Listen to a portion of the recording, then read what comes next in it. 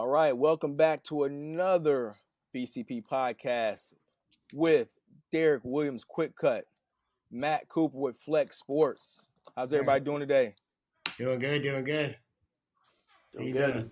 All right, well, let's jump right into it. A great game between Wharton and Gaither. A 1-point victory for Wharton in a 2-point conversion. Flex, you were at the game, man. Tell us what you saw. Man, it was a battle all the way through. I know me and a couple other camera guys were just like, wow, man, this game is great. It was a really good game. I think when we were talking, the defensive line really kept the pressure on the quarterback. So when I was expecting a lot more throwing from both those guys, they both have a lot of yards on their stats. So, but the corners, man, on both sides of the ball were really good too, just really locking everybody up. I was excited to see that kid AB for the first time. He was locking up Wharton's receiver, Tariq McCant. And Tariq McCant's really good. He did get away a few times. He got that first touchdown to start the game. And then Gaither came back and they got a field goal. So it was a 7-3 game. And then Gaither's defense stopped Wharton. Gaither got that touchdown with so they made it a 10-7 game, and so we were like, oh man, this is going to be a ball game today. So then they came back, they got a touchdown, and actually while we're talking, Malik Jones, he's on Wharton number 14. He had that really big play, and he's asking for his video now, man. He's so excited about it. But so that was a really big play, and just to even touch base on Malik Jones, he transferred from Armwood last year. His brother was Mert Jones, the quarterback from Armwood last year. So I didn't realize they were actually brothers. So I talked to them a little bit more. So I guess they have athleticism in the family. They're both really, really good. So to see him make a big play, I know he's a senior this year. That was really cool.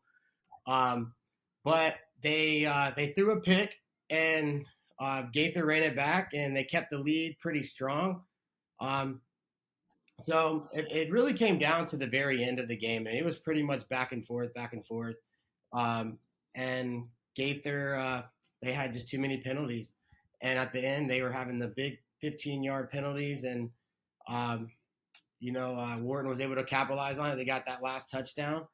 And they went for two. They were bold. They said, I'm not trying to tie this up. I'm going to go ahead and win it. And he made it happen. So the quarterback, I was pretty impressed with both quarterbacks, actually. So Wharton, they made it happen. Gaither did have a chance to come back, and the very last play, it was a big sack by Booker Pickett Jr., and he just ran off the sideline, just super excited, and that was the game. It was a 1-point game, 25-24. We're gonna feature the top sacks of the week here shortly. Derek had been cutting film for the last 24, 48 hours. He saw number 9 for Wharton. That's Booker Pickett. He's a national prospect. Derek, in all of 30 seconds, what do you like about that number 9, the defensive end from Wharton? I mean, it's when you're talking about pressure on the quarterback, it's Wharton and Gaither. I mean, both of those D lines absolutely get after it. Number 1 on Gaither is as good as it gets in terms of pressure on the quarterback. Number 9, Wharton is the same thing as you're going to see in the sacks. Both of those kids are featured, and they just those quarterbacks are uncomfortable. I don't care who they're playing, but when they're playing that opposition, that quarterback is going to be uncomfortable. And all game long, those quarterbacks were trying to figure that out. So both those kids, Booker and number 1 at Gaither, just tremendous pressure on the quarterback. You're talking about the going for 2 play.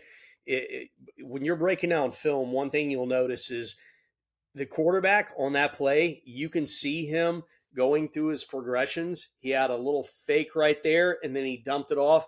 It was just a great play. And I almost put it on our top passes, but it's hard to put a 2-point conversion on your top throws of the week.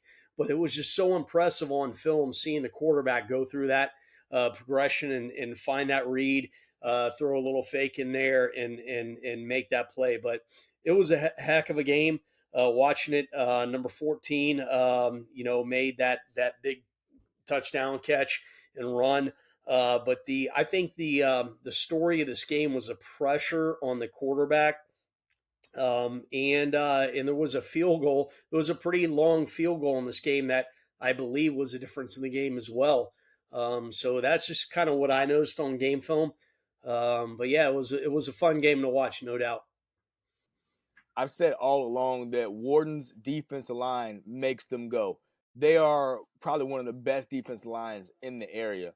And as Derek said, they're like Jace Nixon was uncomfortable the whole game. He was uncomfortable the whole entire game, and that's because of the pressure that Wharton's defense put on him. Tariq McCant, he had a touchdown. He's a big time receiver too, man. He had a great little game. He was marked up by, we talked on the last episode, AB. And so it was cool to see those guys go back and forth. You know, the sideline was talking to him like, AB, man, you're slow, you're getting burnt. And he would talk back, like, nah, I'm step for step with McCant, and they were going back at it. And you would see them switch the receivers, and that's when I thought would be the best time to go at Tariq McCant whenever he wasn't being marked by AB. But, he really wasn't getting the throws as much as I thought he would get. Well, let's jump right into it. We got the top sacks from the Hillsborough County area, and we want to expand this to Central Florida. And I'm just going to say it right now. There are going to be some great plays, but we want to be able to see all the plays all over, and the only way we can do that is if folks send their film into it so they can make these cuts. I'm going to drop these right now. We're going live with the top 10 sacks from this past weekend. Derek's going to talk to us about it. I've got a few names that I want to drop while we're looking at it, but fantastic plays all over. So what we got here on this first play, we've got Leonard High School. What you're going to notice is the the linebacker right here. Watch how quick he can close the gap on the quarterback. What you're going to see right here is Durant, their linebacker. Pay attention to how he fights through the block right here and gets to the quarterback. All right, so what we got here is Gaither. They got a defensive tackle over there, number 1. That is probably the best pass rusher in the Bay Area, quite honestly. I want you to see how fast he gets from his stance to the quarterback right here.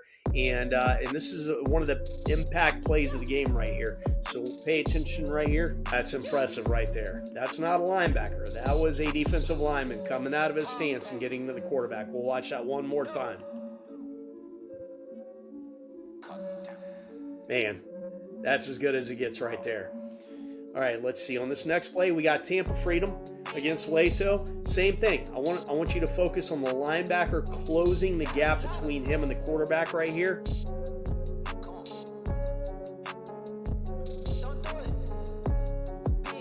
That's impressive right there. It's a good sack. All right, so what we got right here, we got Wharton. Is this Alonzo? Yeah, this is Wharton right here. And we got Booker Pickett.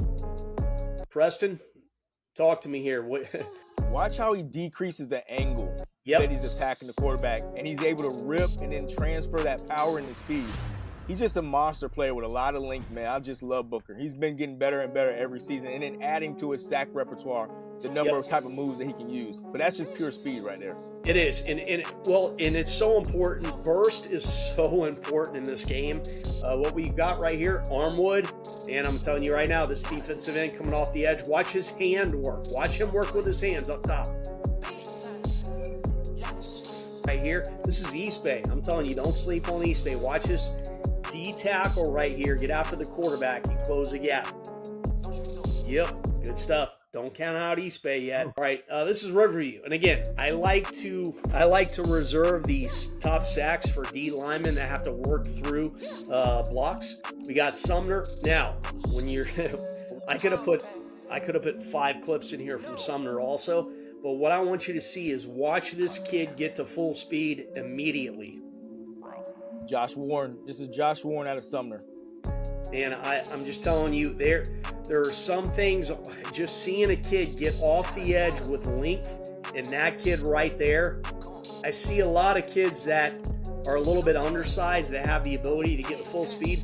When you've got good length to you, and this kid does right here, his ability to get off the edge, man, I'm telling you, this is good stuff. And then when we got Plant here again, DN fight through the block. Watch him fight through the block right here. Good use of hands.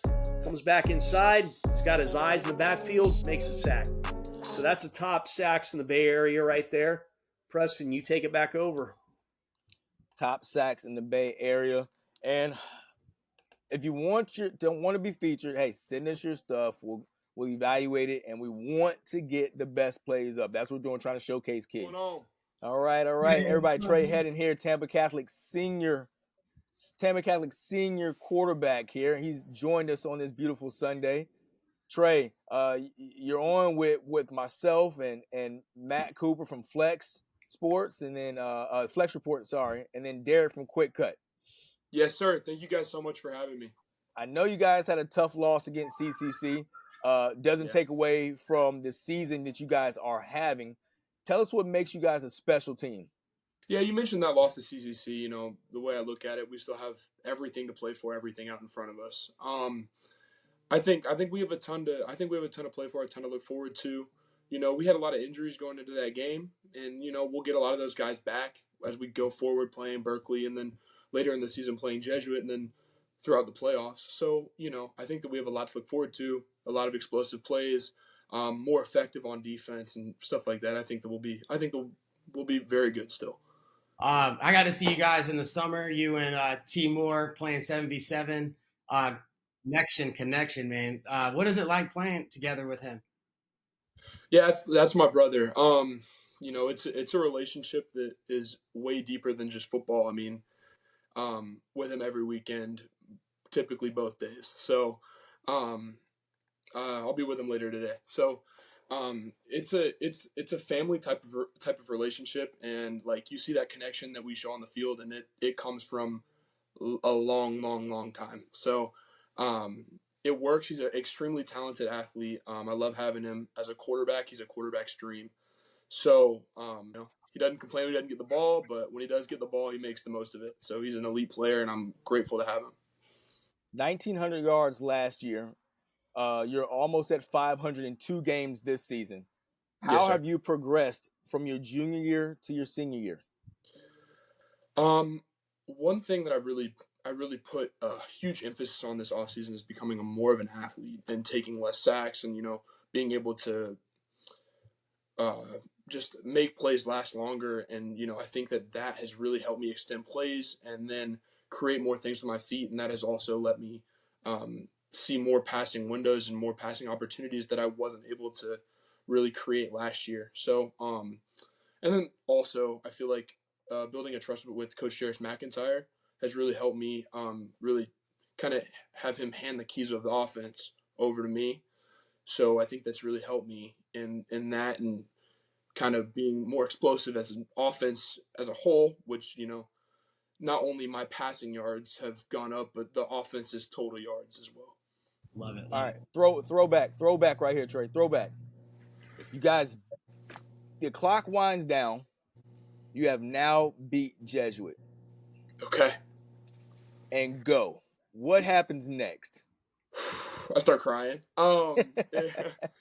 One of the greatest feelings that I've ever felt, taking knees against Jesuit and every one of their defenders, and, you know, including Troy Bowles, who is, you know, had one of the greatest Tampa careers ever. You know, that look of defeat just felt so good.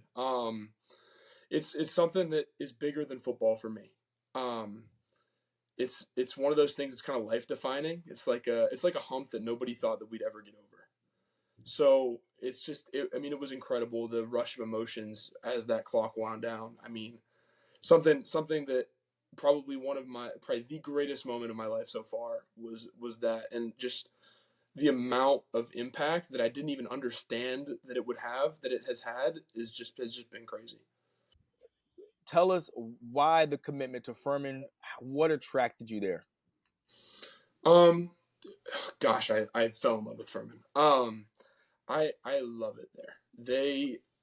It's a family type of atmosphere. But then further than that, Coach Justin Roper is the offensive coordinator there. And I feel like when I was there on a visit with him, the stuff that he was talking about from an offensive mind, like as a offensive mind, he was the most impressive coach that I have ever talked to.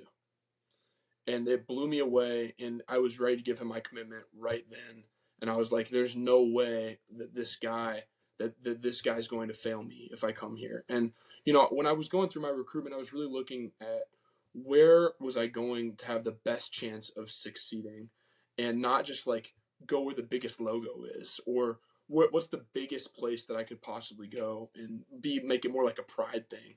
I was kind of looking at it from like, where am I going to succeed? Where am I going to play? Do I love the place? Am I gonna hate life? Like, no. So I wanted to fall in love with the place, and I really felt like Furman was home. I think what you're talking about is finding the right fit, and a lot of kids, unfortunately, try to find the highest fit, and that's not necessarily the perfect fit. So it sounds like you found the right fit. Trey, tell me a little bit about your academics. I'm assuming you have a pretty solid GPA with Furman. I mean, tell me about that. Yeah, I think my cumulative GPA right now is a 4.25. Beautiful. So it's pretty high. Up until this year, I've packed in my schedule as many APs as I could possibly have, take the highest course I could possibly take. And the only reason I'm not doing that this year is because I can't take AP courses because I won't be in high school for the test at the end of the year, just for my early graduation. So it's just, I value academics equally to athletics or higher. It's a student athlete, not an athlete student. My family has really pushed that as long as I've been playing football. So I really value academics, and I think that also Furman really values that as well. So that also was a part of the perfect fit. Beautiful. What are you looking to study up there? Anything in particular? Yet? I want to go into entrepreneurship once I graduate. So Nice. Getting into like a business degree or a management type of degree, maybe finance area, would really help me in that aspect and preparing me for my life after football. So with that being said, there's not an entrepreneurship degree, but to that, I want to prepare myself with a business administration or finance type of degree. Absolutely. I love it. I love it. Coach McIntyre said that the guys like being around you. You're the guy, you're QB1, but more importantly, the guys follow you and they like being around you. Why? Since I was little, my coaches and my closest friends and family, my mentors, if you will, have always preached that I am only as good as I can be when I have the locker room. So when last year we wouldn't have beat CCC, or I mean we wouldn't have beat. What I'm saying is, after we lost to CCC, we realized that we were a very divided team last year. And after that, we kind of came more together as a group. And I really started to understand that we really need to be a unit, and that if we don't have the locker room together, then we weren't going to win big games. So I kind of took that under my own responsibilities as to kind of unite the locker room, kind of be a guy that everybody can be comfortable around and really just love on everybody. And I really started to take the time to get to know people, really like understand where they came from, instead of just like being a selfish person and just being like, run that route, catch that ball, get a stop, I need it. More like, I love you to death, let's go to war. You know what I mean? So it's a relationship that I love having with my teammates, and I think that having the locker room on your side is everything as a quarterback. Tell us a little bit about your O-line. I know that is always like one of the favorite parts of a quarterback. Gosh, I love those guys. No matter what happens on any play, I still love those guys. Every year since I've been in high school, I've had my offensive line over for huge tomahawk steaks and like a sleepover before the season started, try and, really solidify my relationship with those guys. My offensive line, those big guys, they're not going to give me 100% effort every play, how tired they are, unless they love me to death and are legitimately just trying to protect me. So, I think that that's probably the most important area for me to have the best connection with. So I've kind of made that an emphasis as long as I've been, especially at Tampa Catholic. and having those guys and just, you know, just really loving on those guys because they're big guys that don't get a lot of credit. And, you know, it's not fun to be down there. And, you know, when I was in Little League, I played on the offensive line. I hated it. It's terrible. Like, you know, they want some credit and they want some love. And if you give it to them, they start wanting to protect you. Hey, for them, it's fun, though. For them, it's fun. Oh, there's a it's certain fun mentality. So hey, Trey, I'm going to throw a name out there for a few years back.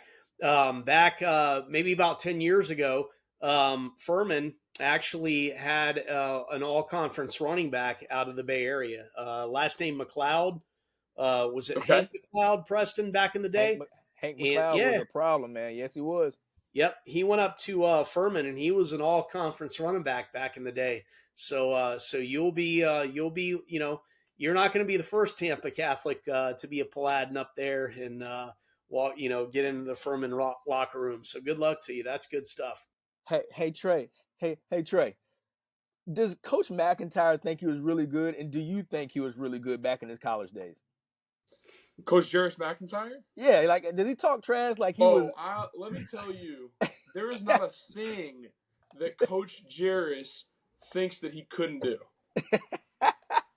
Everything that TJ has ever done in practice, hey, Coach Jarris, could you have done that? Bro, duh. Like, there's nothing that he couldn't do in his mind. I mean, I've watched some highlights. I know I know he was legit, but, you know, from his mind, there's nothing he couldn't do. Give me all in 30 seconds. Give me your best Jarris McIntyre, either story or impression. One or the other. Oh, Jarris McIntyre. Hey, and make it good because it's the last question. We're ending it off this one. Make it good. Oh man. Okay. Okay. End of last year. Oh man, I don't know about this story.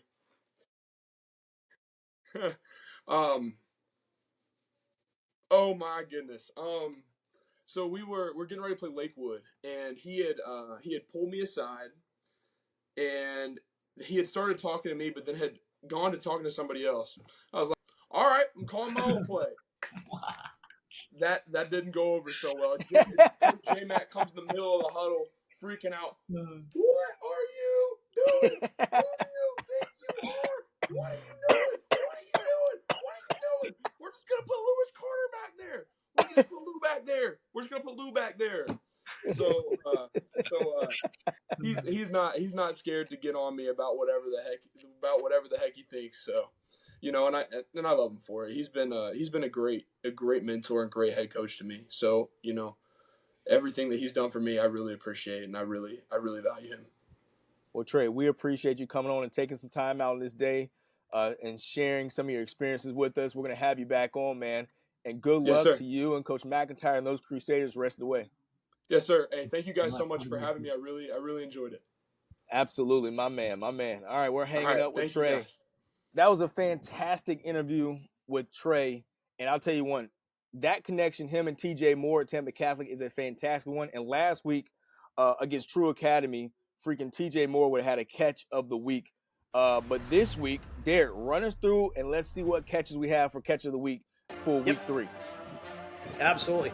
So these are the best catches of the Bay Area right here. We're going to start off. This is King High School, and we'll jump right into it. No, absolutely. We got Tampa Freedom right here against Leto, and just a very athletic play from the wide receiver. You're going to see one-handed catch. Hold it in. It's a great play. Oh, body control. Yep. Here we go. This is one of the top plays of the week right here. If you ask me, this is number 4 at Armwood. We talked about him last week, and you're going to see him against Hillsborough High School. And this is special right here. Yeah, this is Mekhi Anderson from Armwood. Let him roll. Just let it run. Watch the beauty of it. See ya. All right, now, one thing I'd ask you to pay attention on this. This is Sumner. And Sumner, they had a collection of big-time plays. This is such an amazing play because watch how he has to readjust his sight in the air. So here we go. We got the wide receiver. He gets off the snap, and then watch this. Now, see where I paused it at? He is not looking at the ball right here, but watch him flip around and make a play on the ball. Man, are you kidding me? That's an SEC type play. It really is, man. It's I call that pick your destination. I mean, where you want to go, that's where you're going to go. Here we got a Riverview High School. I mean, this quarterback had a great week, but I want you to watch this wide receiver make a play right here. And just Johnny Mathis Jr. from Riverview. Here we go, Leto High School, all right? Here we go. Watch Leto. We got a quarterback right here, rolls out a little bit, and then watch a wide receiver make a play, back in the end zone, jump, and pulled it in for the touchdown. Leto High School, yep. Now watch this play right here. This is a nice play from East Bay. Watch how he gets up and gets his feet down. Watch him right here. Whoop, right there. Nice. All right, here's Spoto. Just a nice play on the sideline. They're just having such they're going to have a big year right here. Let's see what we got here. Catch and run. That was the number 14 right there at the game you were at, Matt. And you see the safety right here leaning forward, and watch 14 run right by him. Mm-hmm. And then we got, this is Bloomingdale right here against Durant. And Durant's playing some good football right now. But watch this Bloomingdale wideout right here. 6'4" Darian Martin from Bloomingdale High School. Oh, yep. Nice. High pointed, baby. Yep. Absolutely. He had a good game. He had a really good game against Durant, and that's the catches of the week across the Bay Area. All right, let's head south, Manatee County. And the Hurricanes seem to be resurging in a big way. They're 3-0 right now, and they're kind of making a lot of noise. Manatee County traditionally has been owned by either, or not even either. It's been Manatee High School, and then Palmetto with a follow-up. And then Braden River has come. They've made some noise. Lakewood Ranch has had a few good seasons, but Manatee County is really owned by the Hurricanes, and they're doing some fantastic things right now. Matt, I'm coming right to you. Do you see the Hurricanes as being the favorite to win that 4S District 13 champs, and can they make a really deep run in the state playoffs? I think they can. They're 3-0. Lakewood Ranch is 0-3. Palmetto, they're supposed to have a really good team this year, but they still are 1-1. But it's looking like Manatee is gonna, with their winning streak right now, it's gonna take them all. Yeah, Coach Green, Coach Jacquez Green. And if you know anything about the University of Florida, Jacquez Green is a Hall of Famer with the Gators. He's a fantastic player. I grew up watching him in that receiving core under Steve Spurrier. Coach Green has got those guys rolling. He was an offensive coordinator 2 years ago. First-year head coach last season. Now this season, the guys have bought in, and Manatee is kind of really doing some good things. Now, Manatee High School has had some dudes over the year, okay? Probably the GOAT and Tommy Frazier, Nebraska legend. And then DeMarcus Christmas was a monster on the defensive line, one of the best playmakers in high school that's come through our area. And then you got a guy by the name of Ace Sanders who made plays all over the field. Derek, I'm just coming to you, man. You've studied Manatee for years, cut film with them for years. Who's probably one of the best playmakers that you've seen out of that high school? Playmakers.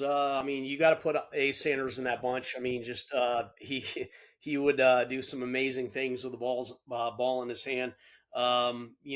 This year's bunch. I like their secondary quite a bit. Number 23, number 2. They do some really good stuff in the secondary, and I'm trying to remember the wide receiver. You probably number 7 or I don't know names very much, but they've got some kids over there in the secondary that I really like. I like 23 as a cover corner, and number 2 in the secondary. They always have good line play, whether it's D-line, guys coming off the edge. They always have just good technique, offensive linemen, interior guys, center guard type of kids.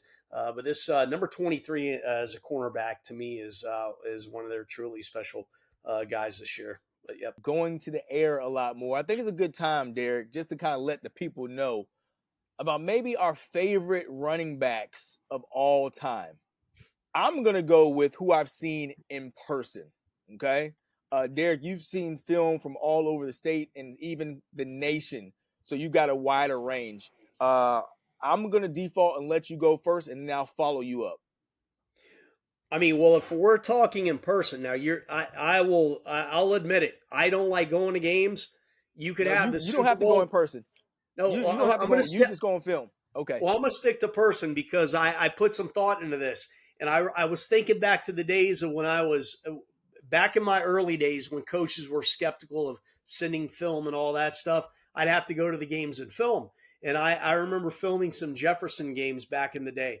And Suber, I'm telling you, man, he did some things on film. Number 7, I always remember numbers. I very rarely names.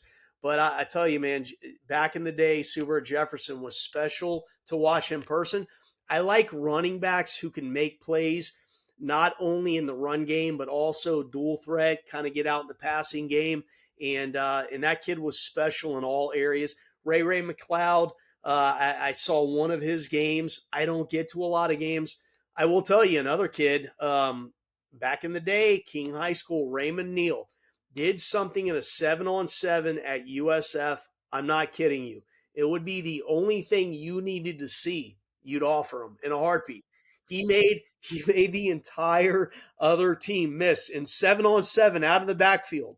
And it was just one of the most impressive things I've seen in the Bay Area in person. But I'll be honest with you, I don't like going to games. I just don't. I like breaking down film. So my answer is back in the day, Suber and Jefferson did some amazing things on film. But yeah, I'll throw it back at you, Preston. You tell me what you got. Going with Jefferson's rival, and I'm going with the one and only James Wilder Jr. I was coaching at the time. When he was at Chamberlain. Okay, he was at Chamberlain as a sophomore, and he was just playing primarily defensive end. And I was coaching at Hillsboro, and watching him on film was one thing. Then we played against him. It was an entirely different thing. He was as good as advertised and twice as good on film. So now he goes to Plant as a junior, and now he's playing offense. And you're talking about a man amongst boys. And it would take the entire secondary with maybe the front 7 to bring him down. And he was elusive. He was powerful. He was shifty. He had everything that you would think of as a running back. And he was also 6'3", 230 pounds. And he was a monster.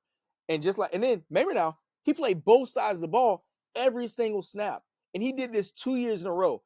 James would have like 1,200 yards rushing, and then in the season like 20 sacks, and then 11 TFLs and freaking 60 tackles. And he played all over the field. And I know we're just talking about running backs, but I could easily put James Wilder Jr. in the category of he could easily go in as one of the greatest football players, period, that I've seen in person as a high school player.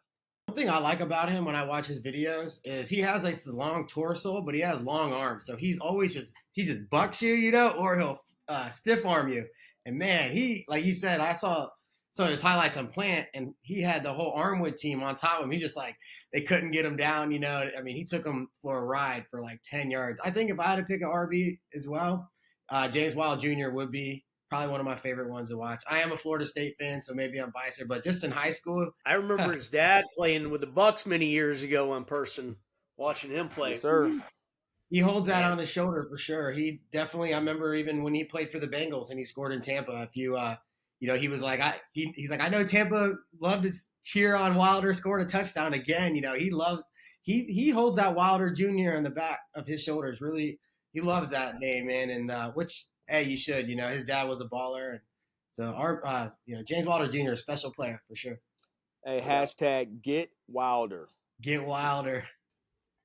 All right, we opened up via social media our mailbag. So we asked the question, ask us whatever or tell us whatever, and we will discuss the top ones on the podcast. All right, so we're going to go right down the line. We had some good ones that were submitted, and we'll go right down the line. The first one is Leto back? Okay. Leto right now sitting at 2-1.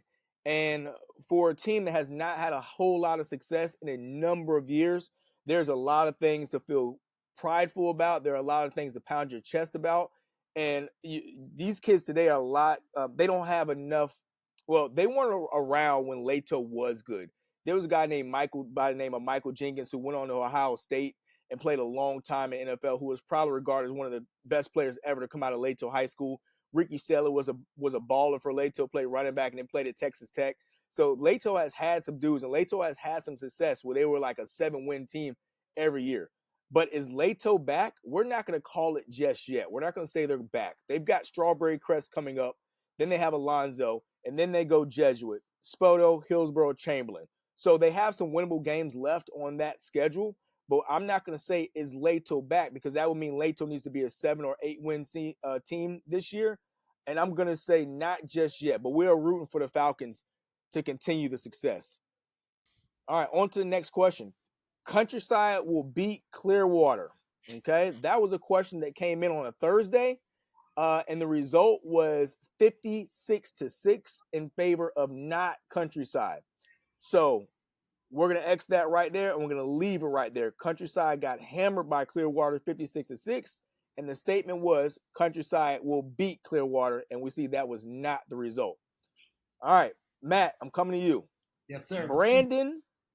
Brandon has some underrated guys, exclamation point. They got one guy that's underrated, I think, that their QB. His name is Quishon Brown. And he, as a QB, you need to have a good O-line. You might need some good wide receivers to really make some plays. So he hasn't really been able to shine much. But I just saw in the highlights he had a big run last week. I saw him in the spring. He was throwing pretty well. He can play, but he needs some help, Brandon. Derek, this was for you. How do you feel about Blake, and what do you think their record will be at the end of the season? Blake's got a chance to win 8, 9. I think they got a chance at 9 this year. I will tell you, they got a matchup next week, one of the tradition-rich games in the area. If I had, again, I don't like to go to games, but if I did, I go to Blake Middleton next week. It's a game in this area. If you're from the area, there's some tradition behind this game that's truly special. And so I think next week's going to be a hell of a game. So I look forward to seeing that game. But I think they've got a chance to go 8, possibly 9 wins this year. I really do. But that game next week against Middleton, it's going to be a heck of a game. A lot of energy. And I'd like to be at that game, quite honestly. Matt, coming at you. This was a statement made, big exclamation point at the end of it. East Bay is not as good as last year. I thought they had a good team last year, but I think they're just as good this year. They've been able to kind of recover. They're 2-0. They beat Middleton 38-6, and they beat Sickles. I think their winning streak ends this Friday. They play Riverview, a good Riverview team. We were just talking about their quarterback at Riverview. I think Riverview is going to give them their first L of the season. Besides that, they could possibly, they're going to go and play Spoto, Chamberlain, Leonard. I think they're going to have about the same record as they had last year. So they're going to be about the same as they were last year. East Bay went 10-2 last year in the big season under Coach Gottman. All right, so last mailbag question that came in. Matt, we're going to stick with you. All right, here we go. And this is a exclamation point. So here goes the statement. Durant is going 10-0 this season. They're going to get stopped by Sumner. I'm going to be at that game too. I think Sumner is going to give them what they've been asking for. Their schedule isn't – they are good. Don't get me wrong. They do look really good. Their quarterback, I think you showed a highlight of their defensive end making some big plays. But I think that Sumner team is tough, man. So to go 10-0, that's going to be a tough one. So we'll see what happens there. All right.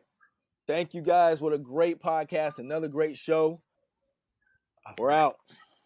See you guys.